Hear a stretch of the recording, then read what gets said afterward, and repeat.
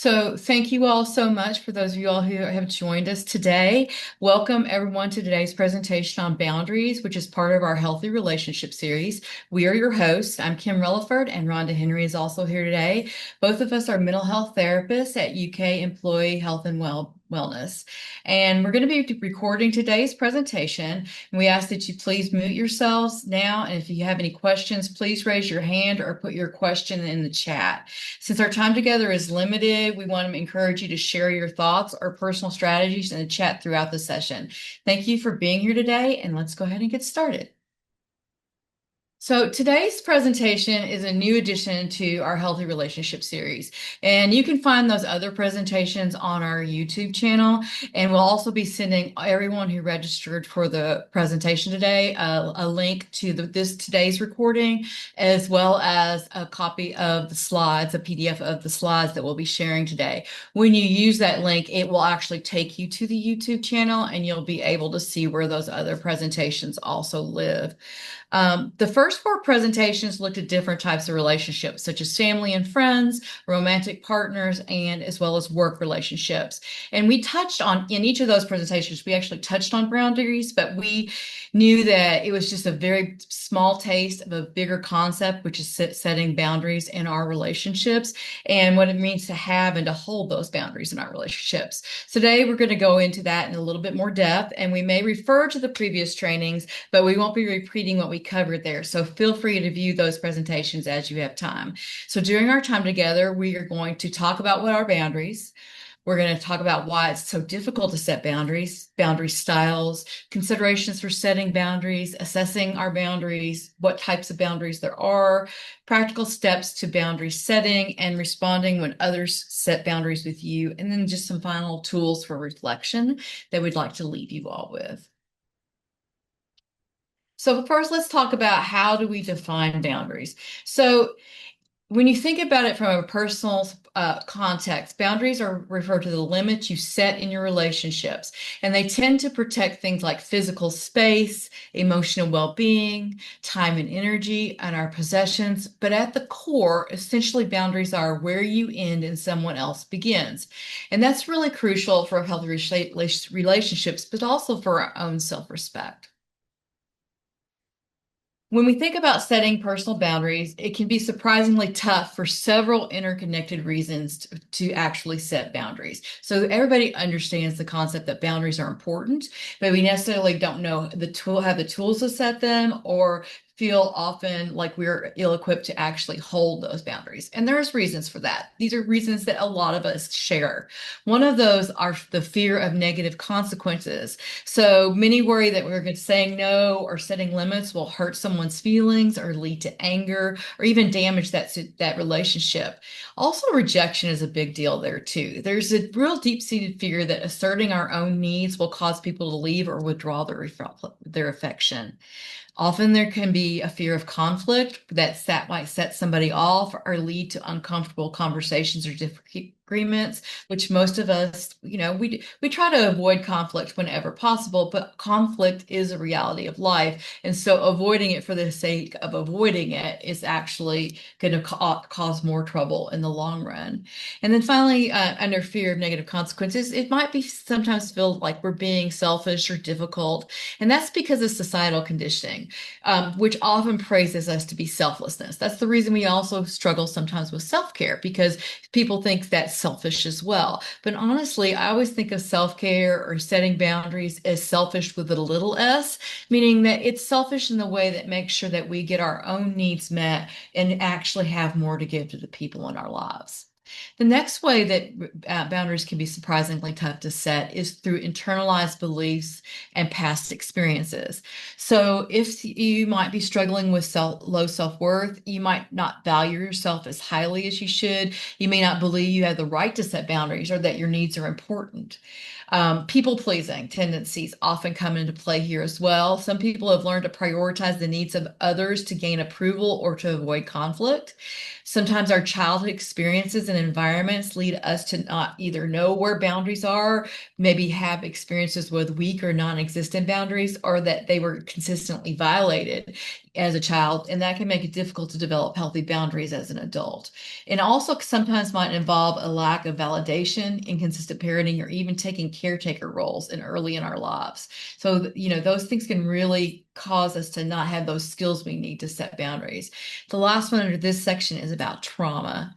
And, when we've experienced abuse or neglect, our boundaries have been violated, and which can deeply impact our ability to set up and maintain boundaries later in life as well.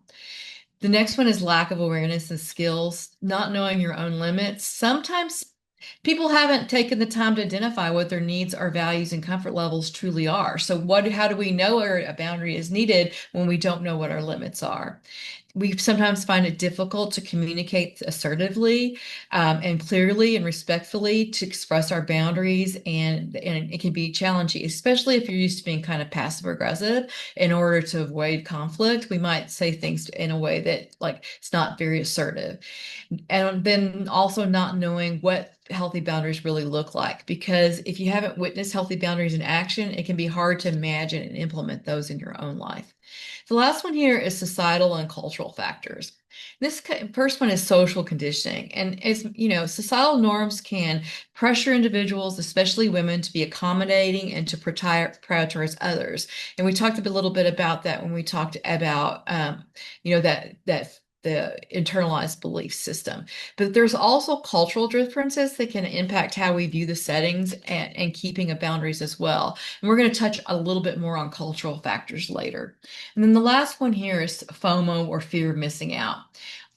We have a desire to be included, and we don't want to avoid missing opportunities, and that can make it hard to say no to requests, even when we don't have that time or energy to give to it. So ultimately, setting boundaries requires self-awareness, self-compassion, and a real willingness to tolerate potential discomfort.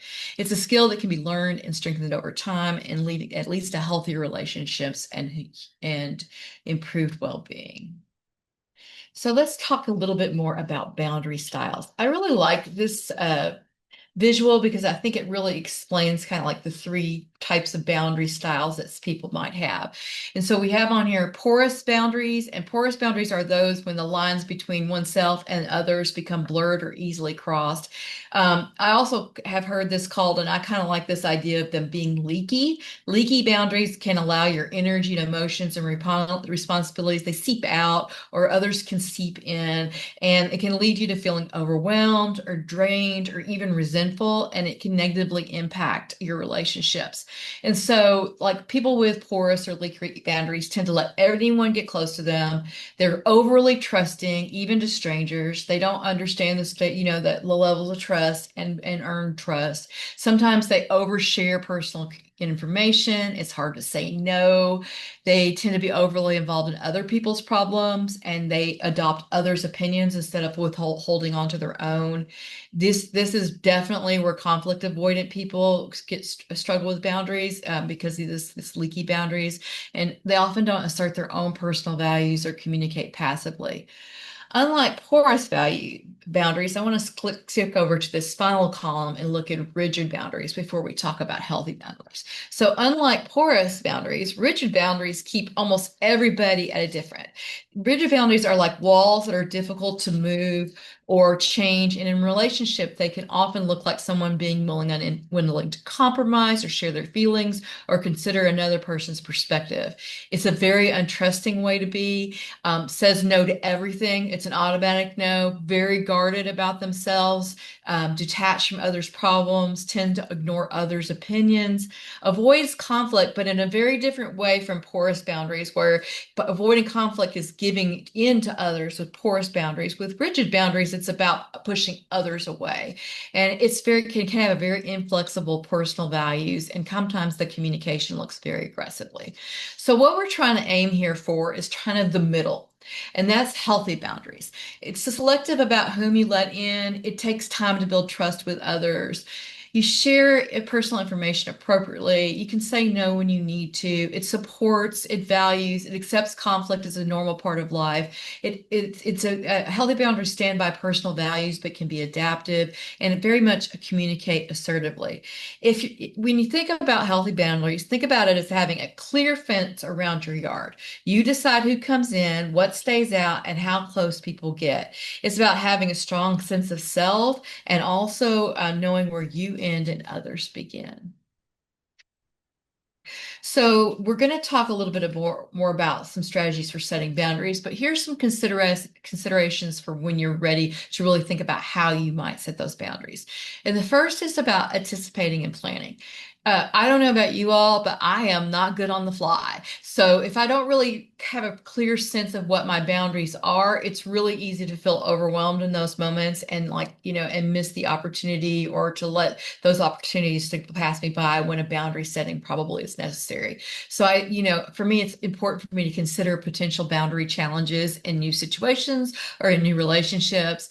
Sometimes it's helpful to have prepared responses, and we're going to give you lots of examples of those as we go along.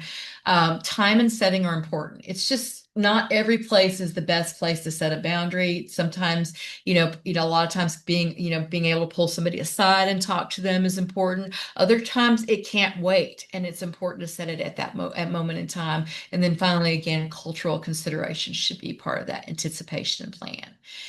We should accept and expect that resistance may happen and be prepared for it, especially if we're new to setting boundaries and the folks in our lives are not used to us setting boundaries. We're going to get pushback, and that's where being clear about why and how we're setting that boundary and staying firm is important, and not getting drawn into arguments. It's really important to understand that when you set a boundary, it does not have to be justified. It doesn't have to be a long drawn out explanation of the boundary, because that just gives the opportunity for people who may not be valuing or honoring your boundaries to start poking holes. And then you start being like, well, maybe I am being too rough. And you start really overthinking and overanalyzing your own boundaries when actually we need to be very clear about that. And if we've done the anticipation and planning, we can kind of step back and say, okay, I knew that this was important to me and I'm not going to argue about it. We also can't force people to accept our boundaries. And sometimes, no matter how many times we set it, we are going to have to decide the consequences if the people we set boundaries with us don't accept them or don't honor them when we set them. And also, we have to realize that sometimes we can't just say one time what our boundary is and expect people to honor them. Reinforcement of boundaries is very important. Boundaries can also involve, they're not static, they regularly need to be assessed. If you think about people in your life, the boundaries you have with people when you first meet them, when they're strangers to you, they might be more, a little bit more closed off or a little bit less, we're building trust before we're willing to let people completely in. And so we have that opportunity as people build trust with us to kind of open our boundaries up a little bit. And they're not static. As people stop honoring the boundaries we set, we also sometimes have to become a little bit more stern about them as well. So regularly assessing those boundaries and asking ourselves if they're still serving us in each and individual relationship, but also within ourselves is important. And finally, it's always a good idea to seek support if needed. Talking to a therapist or counselor, connecting with supportive friends or family, really making sure that you don't feel like you're alone, especially as you become, I don't know if anybody ever becomes completely comfortable setting boundaries, but it helps to have support when we do need to set them. So let's talk about how you might assess the state of your current boundaries. So creating boundaries is so crucial for your well-being and the health of your relationships. And it's about knowing your limits and communicating them effectively. So the first thing you want to really assess for is your own self-awareness. Do you know what your values are? Can you identify your values? What's important? What do you stand for? What boundaries our boundaries often stem from our core values. We also need to find a way to recognize our limits. What drains us? That's always a good way to figure out where our limit is. If a relationship is draining us of time or energy, it probably requires a boundary. I always remind myself when I'm getting frustrated or angry, or irritated, it probably means there's a boundary there. So that's another way to like really just recognizing my limits and making sure that when I'm feeling resentful or overwhelmed or uncomfortable, that I understand that maybe my emotional or physical or mental capacity is being drained and I need to do something about that. Um, Also, understanding your patterns. Have you historically struggled with saying no or allowing others to overstep? Recognizing these patterns can help you break them. Be aware of your triggers, what situations are or behaviors tend to make you feel your boundaries are being crossed. So that's how we can kind of build self-awareness. The next is thinking about communication. Are you able to communicate clearly and assertively? Can you be direct and unambiguous when stating your boundaries? Avoid hinting or expecting others to read your mind. This is where using I statements comes along. I feel uncomfortable when I need. Being able to be firm but respectful when you're assertive without being aggressive or rude.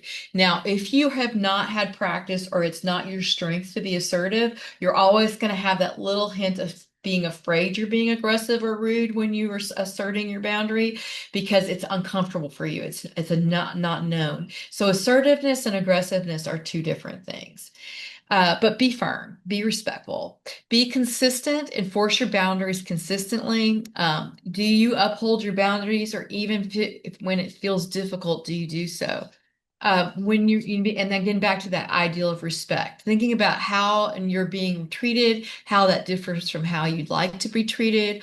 Are your boundaries respected by the people in your life? But also, do you respect the boundaries of others?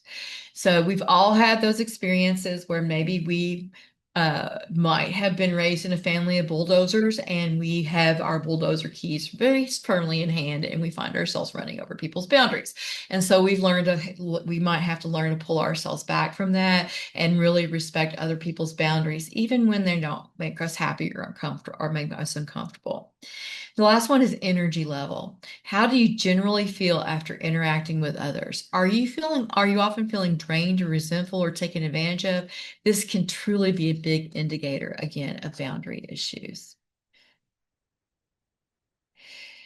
Consider how you may currently be setting your boundaries. Over these next couple of slides, I want you to ask yourself what types of boundaries are you currently utilizing, and maybe where a different type or any type of boundary might be needed.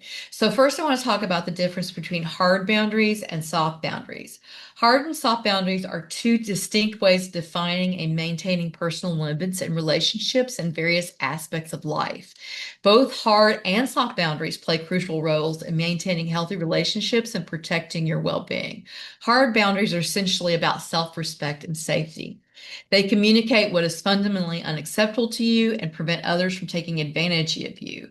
Soft boundaries, they allow for a flexibility and connection. They also enable you to adapt to different situations and people while still having a sense of your own needs and limits. So I don't want you to think about hard boundaries versus soft boundaries being about good boundaries versus bad boundaries. These are about deploying and employing the type of boundary you need for each situation. So again, hard boundaries are those non-negotiables. They're that solid line that you won't let others cross no matter what. That's where that firm no is. It's often related to safety and those core values. For an example here is I will not tolerate being yelled at. If someone yells at me, I will end the conversation. Or I absolutely do not lend money I can't afford to lose. These are firm limits for your safety and your respect. Soft boundaries are more flexible, as I said, and they're more like guidelines that you might bend sometimes, but generally prefer to stick to. There are more gray areas. There are more preferences, not to or usually no's, but they can be flexible depending on circumstances. So, for example, at work, you may not prefer to work past 6 p.m. on weekdays. And this is a soft boundary because there might be occasions and exceptions if it's important or there's something special going on that you need to work past 6 p.m. But generally speaking, that's a boundary for you and you leave work at 6. Or you might try limiting checking your phone during dinner, and you might make exceptions for that for urgent family matters, but it's a general preference. I'm not going to answer the phone unless it's an emergency. The next level or type of boundary is direct or indirect boundaries. And these are two different ways of establishing limits and expectations in relationships. They differ primarily in how explicitly the boundary is communicated. Generally, direct boundaries are healthier and more effective for building clear and respectful relationships. They promote honesty, transparency, and reduce the likelihood of misunderstanding and resentment. So, if you prefer to set your boundaries directly, but sometimes you might find that you also are being more indirect. The problem with indirect boundaries is they often are implied rather than directly expressed, and it may feel initially less confrontational, so you can avoid that direct confrontation or discomfort, but often opens up the potential for misunderstanding, because the boundary isn't clearly stated.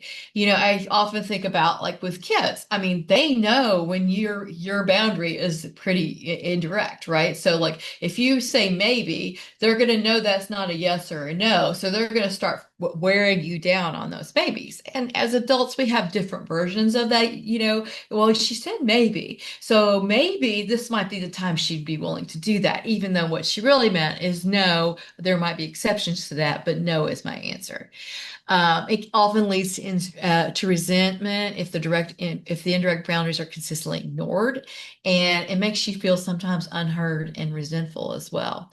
So, an example of a direct boundary is I feel overwhelmed when you call me after 9 p.m. for non-urgent matters. In the future, please call me before 9 p.m. or I will not be able to answer until the next day.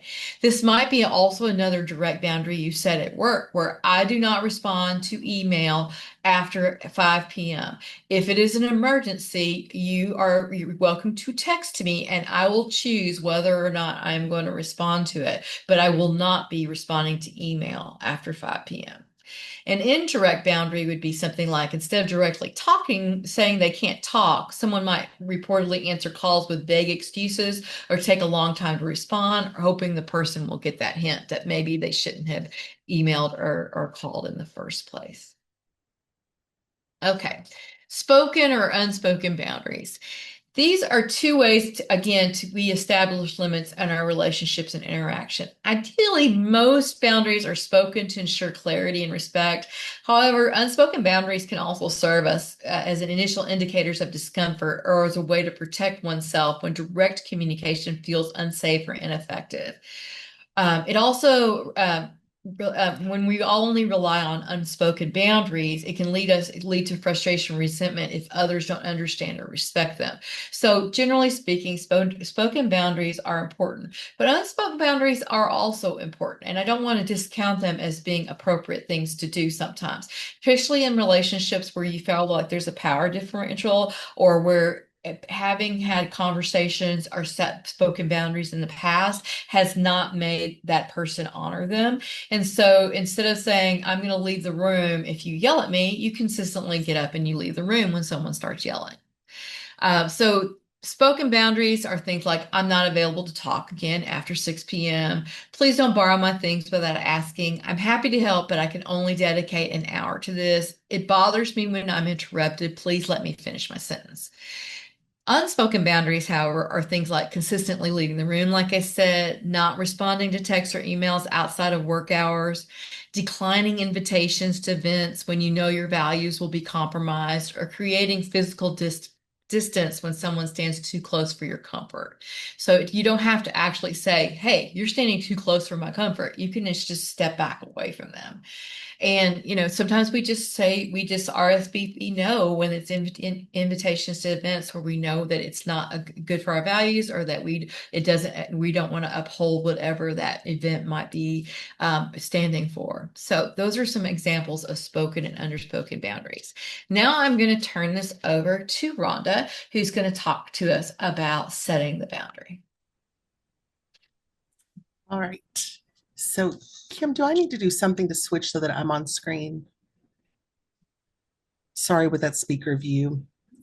I don't I don't know either.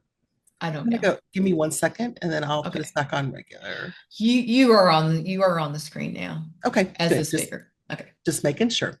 All right, thanks. folks. So now we're going to get into some specific sort of details about how do we do this? What do we say? How do we get ourselves in order? Whether that is responding to other people, setting boundaries with us, whether it's simple things we might be asked to do, or how we have some bigger conversations when things maybe are feeling a little more complex. All right, next slide.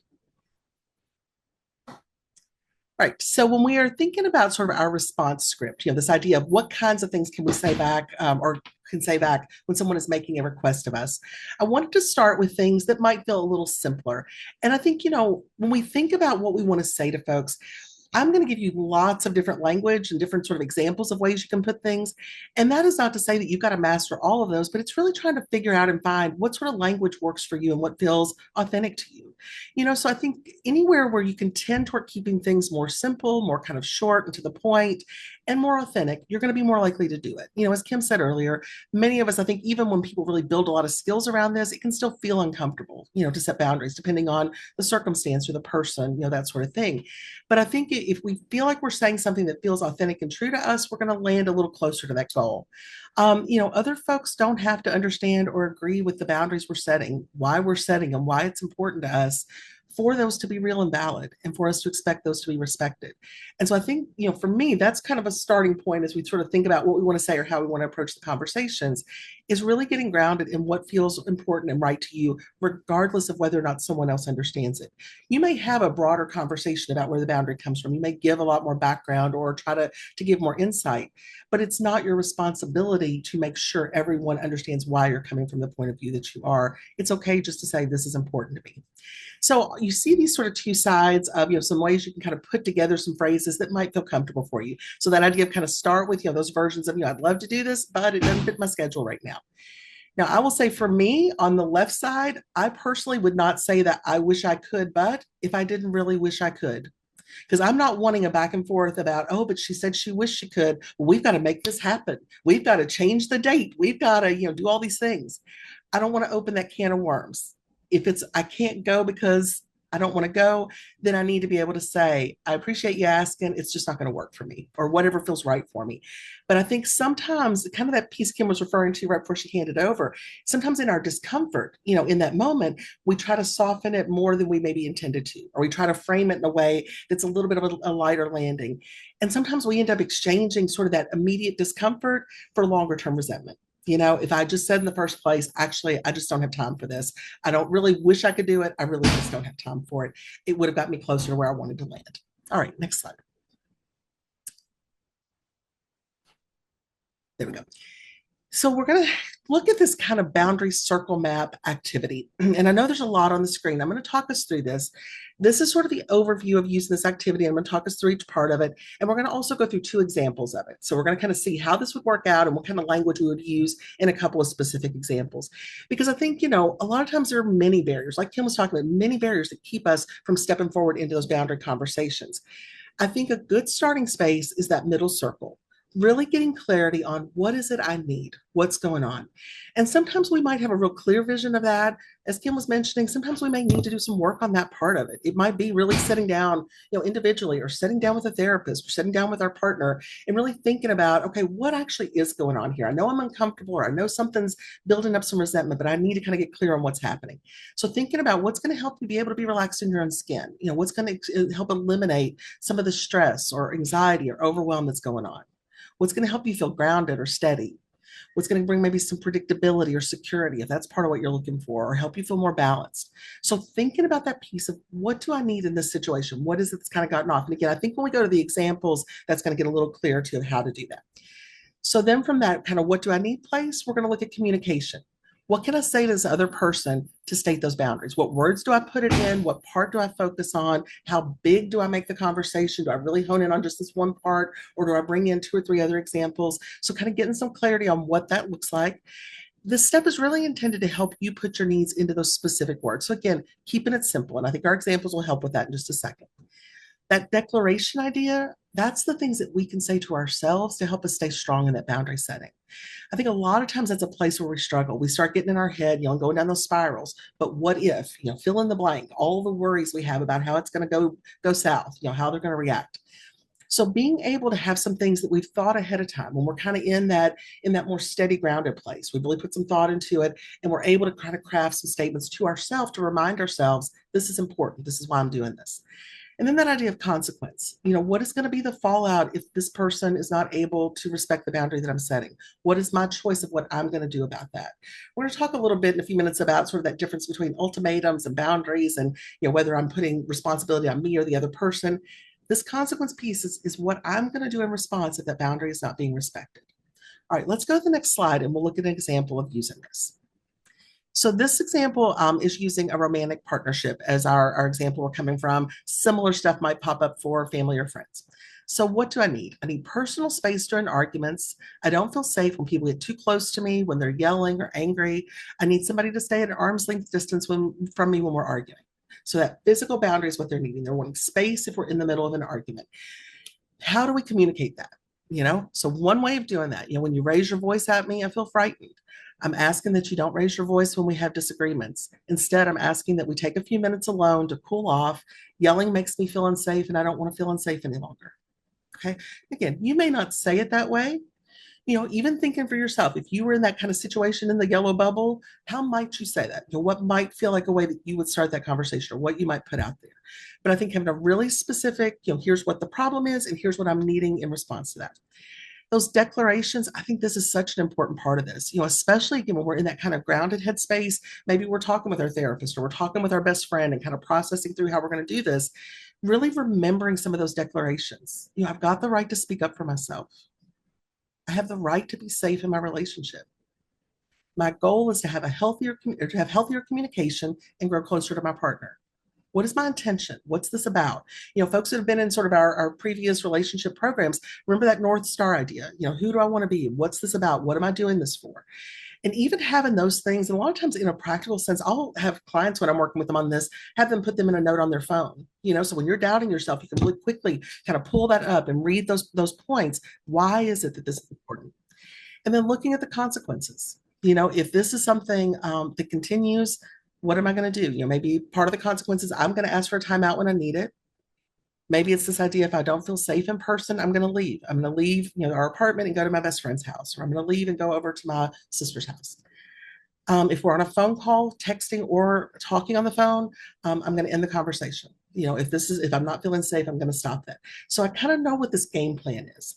I think this kind of activity to me can be really useful for situations that feel more complex, maybe that just feel harder to handle. So even if it's not, terribly complex for somebody else, you're feeling like, by the nature of the relationship or by your personality, it's just a real big hill to kind of come over.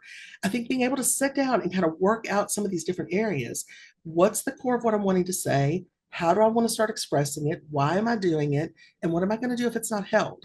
That's really our kind of cycle that we're going through as we're trying to set those boundaries ourselves. Let's look at the next one, Kim. That's the work example. So in this one, I need to understand what the expectations and responsibilities are for this position so I can make sure that I'm a successful member of the team.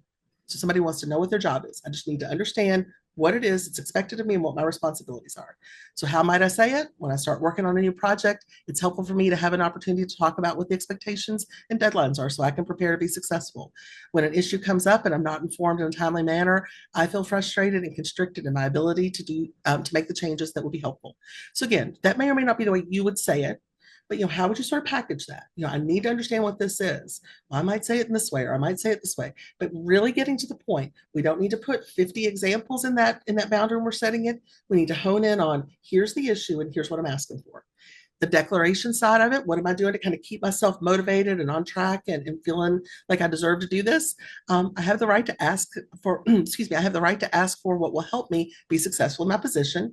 And I have to set limits so that I'm treated in a way that I'm okay with. For me and my job, those are important things. And so that's why this is important, even if I feel scared to approach my supervisor, even if I feel scared about, how others in the team might respond to this. And then that consequence, that immediate one being, I can't do my work. I can't complete that work successfully. In this kind of situation, and well, in lots of situations regarding boundaries, those longer term consequences are often burnout in the relationship, whatever the relationship is. We think of burnout, I think, related to work a lot. But we can have burnout with friendships, with our partners in all sorts of ways when we kind of repeatedly come back to these efforts and we just aren't finding a way to get on the same page. So again, this idea of kind of going through identifying what we need, starting with how we want to say it, What are the things that are kind of behind it? What are the things I want to say to myself to stay on track? And then what's that longer term consequence that's going to come? What choices am I going to make based on how that's handled? All right, next slide. I think if we're doing that activity, I think this can be a useful tool to kind of add in that. For those that came to some of our previous workshop series sessions, you may be familiar with this, or you may remember this from some of those past sessions. It's one of the only things I think we pulled over for this one. But this is a good way, I think, as you're kind of figuring out that middle circle piece, what do I need? What's important to me? What's actually the problem going on here? I think some of these kind of questions, again, when we kind of drill down just a little bit in the different aspects of it, it can just be a good way of getting to the heart of it a little bit more. And again, this might be a space where talking with another trusted person might help, again, get some perspective or get some other ideas of how we want to approach that. But I just think that this is a good connection of using this kind of framework along with that tool that we just talked over. All right, next slide.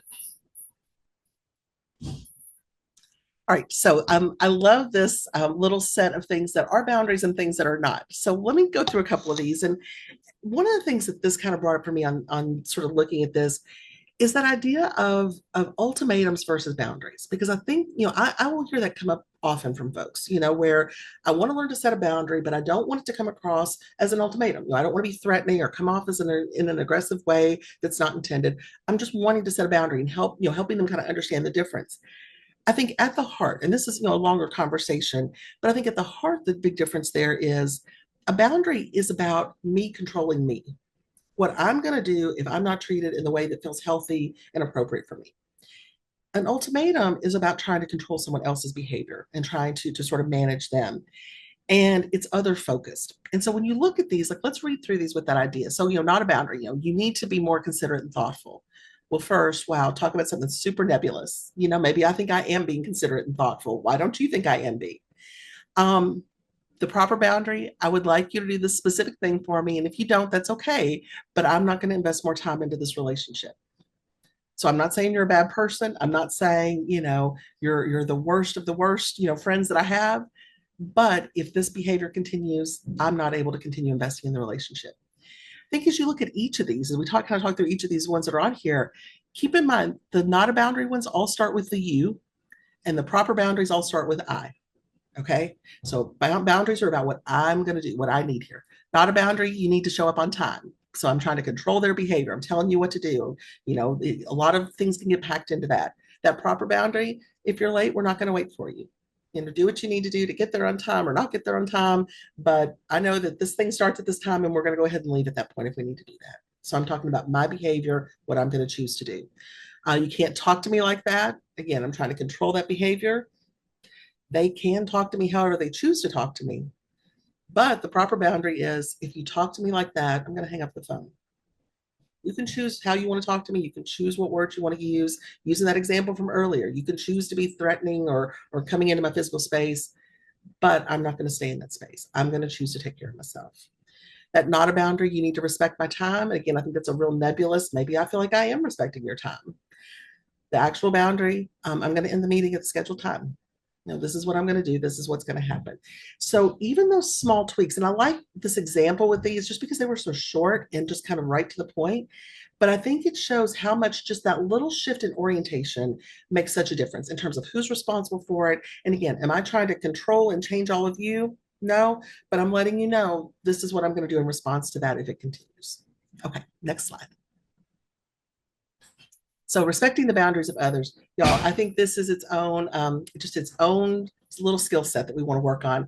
And, when we did the previous relationship series, we just didn't have a lot of time to cover this one. So this really felt like an area we wanted to kind of open up a little bit, because I think it's an area that sometimes we sort of want to be evolved and feel like, yes, I can hear boundaries and accept them with just grace and clarity and, be happily present with my partner or my friend.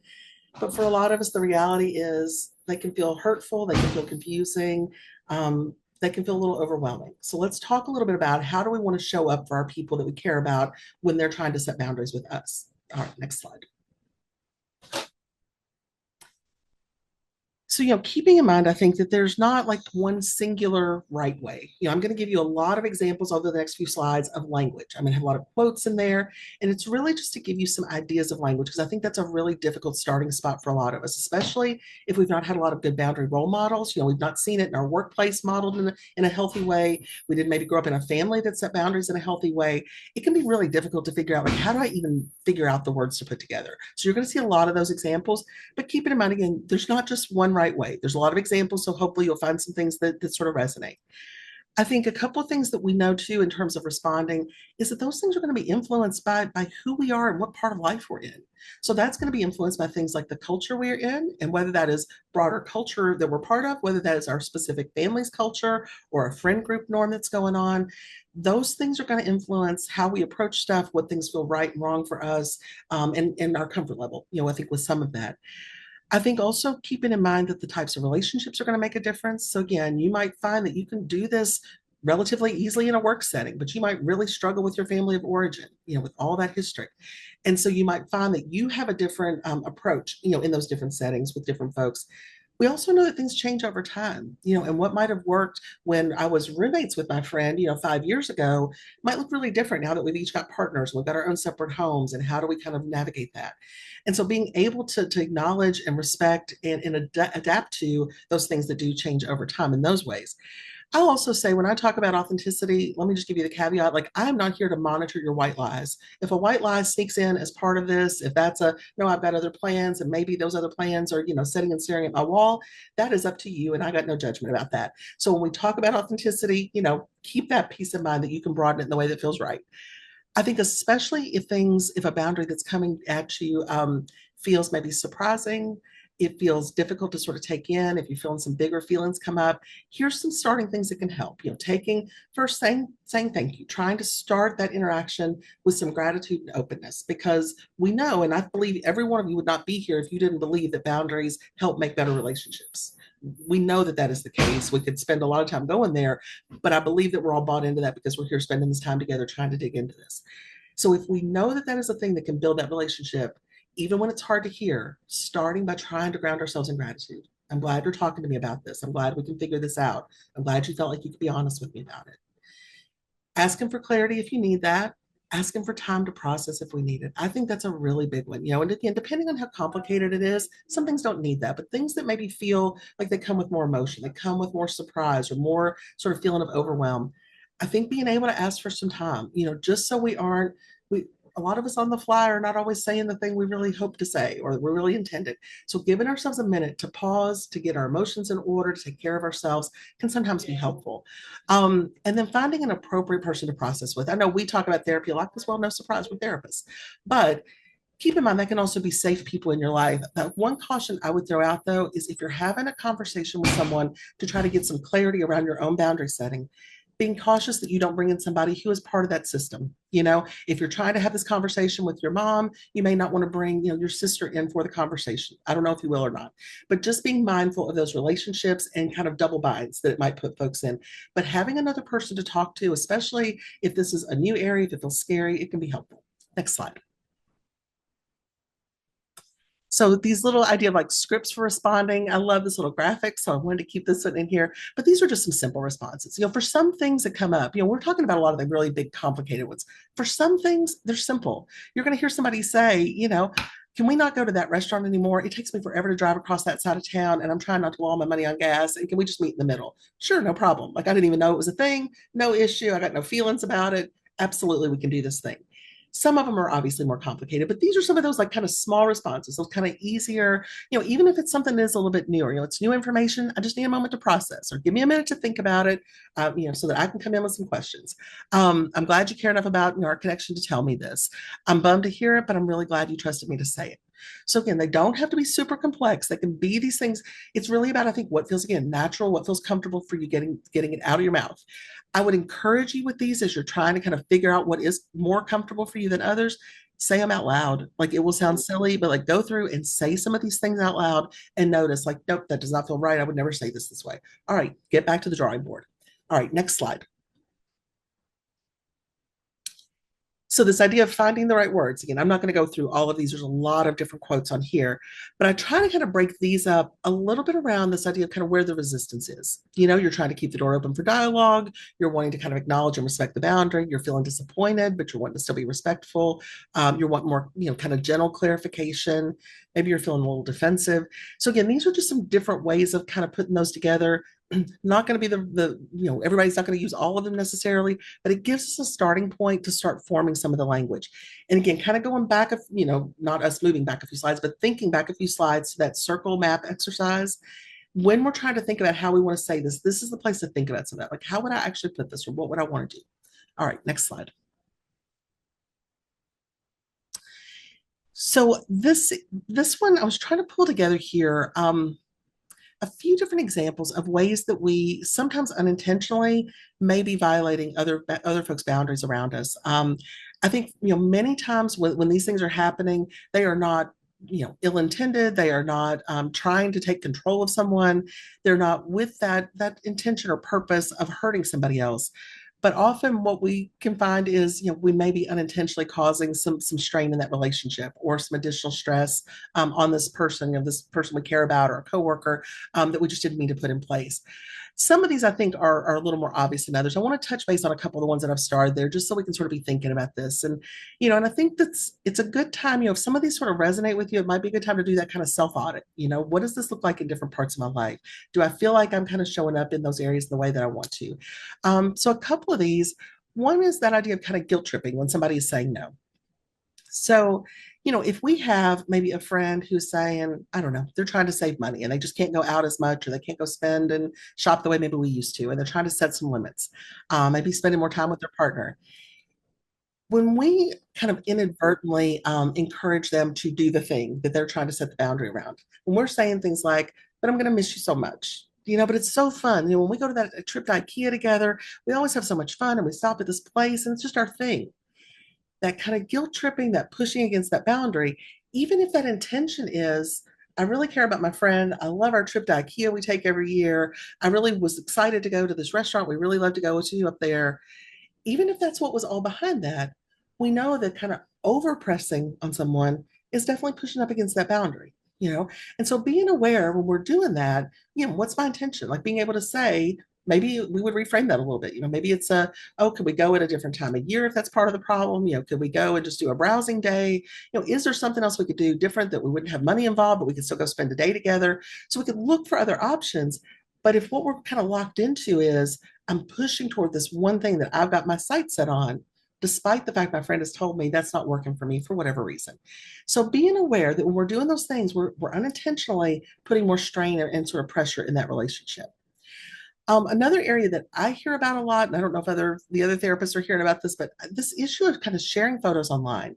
I think I hear a lot of stress that comes up around this. And I see a difference I'm just speaking kind of from what comes across my desk, but from clients that I'm working with folks I'm talking with, I see a lot of generational difference there. Some folks who are younger, some folks who are maybe having babies for the first time are not wanting their kids online. And you've got some proud grandparents who are wanting to put every picture online and let all their friends kind of see what's going on through Facebook or, whatever they're using.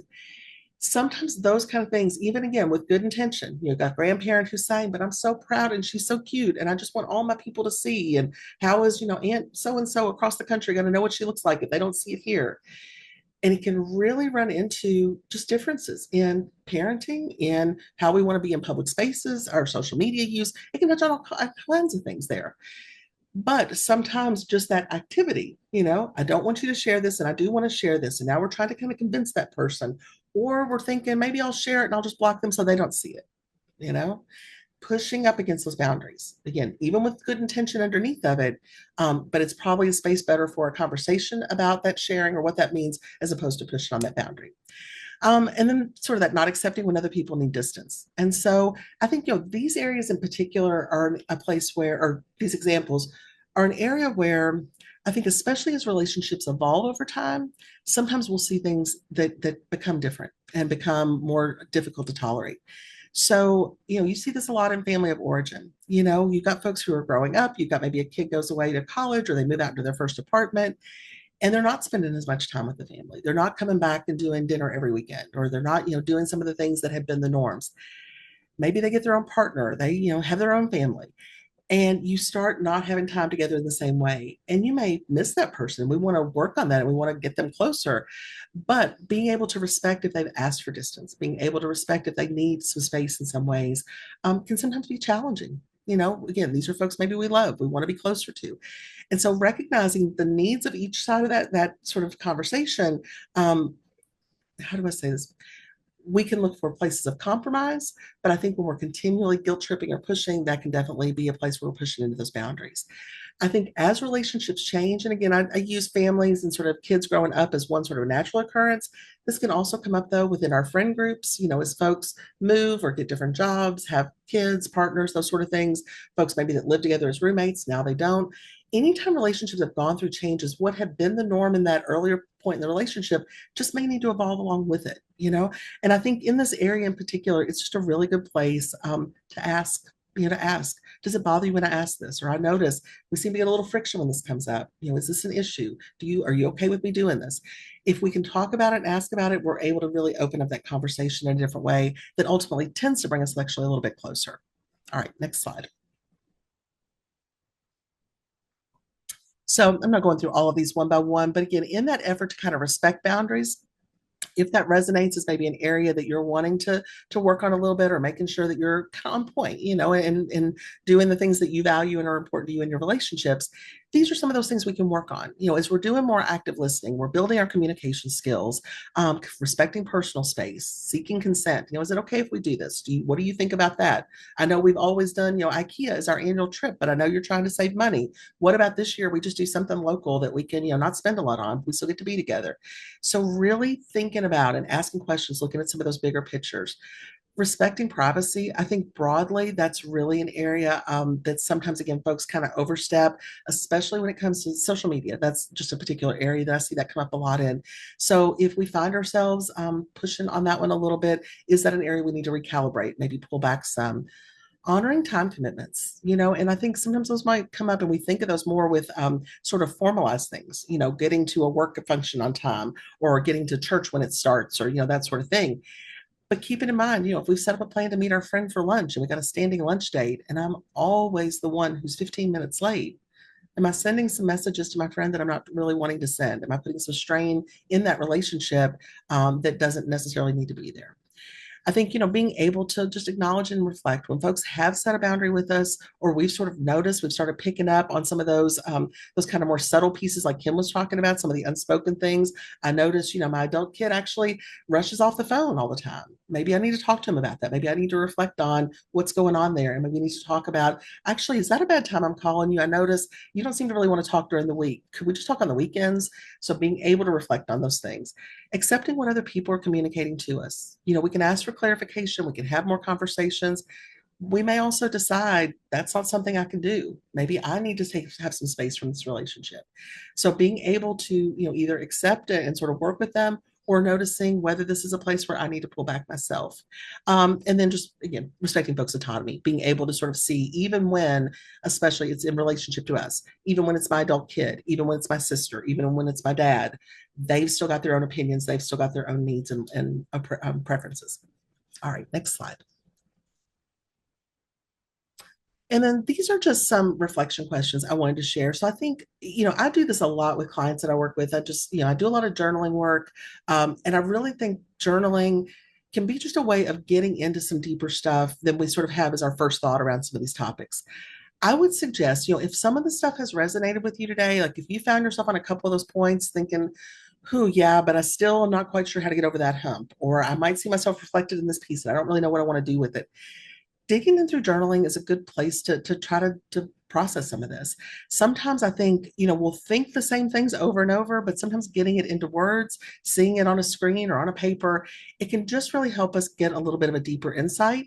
So I try to sort of kind of cluster these a little bit, depending on what might be resonating with you in a particular way.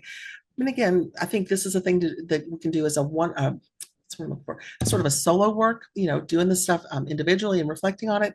But again, this may be a space where talking to a therapist can be helpful as well. Next slide.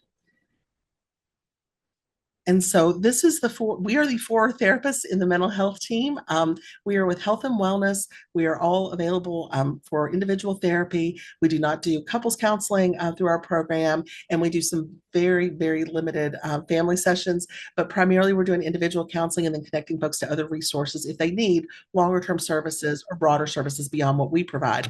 But if this resonates and you want some help working through it, check in with one of us. This is certainly what we're here for. Next slide.